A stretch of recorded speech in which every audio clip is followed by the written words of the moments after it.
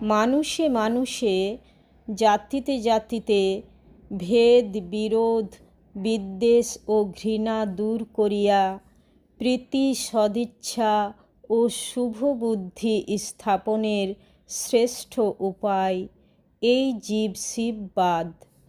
মানুষ যদি নীতির দিক দিয়াও মানুষকে শিব বা নারায়ণ মনে করে, তাহা হইলে সমদর্শী হইবে। মানুষ যদি মানুষকে আত্মস্বরূপ জ্ঞান করে, তাহা হইলে মানুষের সকল সম্বন্ধ সাম্য ও মৈত্রীর উপর প্রতিষ্ঠিত হইবে।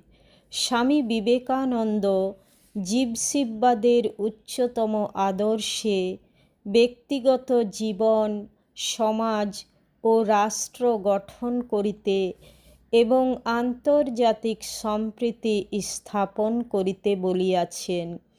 তাহার এই আদর্শ ব্যাপকভাবে কার্যে রূপায়িত করাই বিশ্বে স্থায়ী শান্তি স্থাপনের শ্রেষ্ঠ পথ।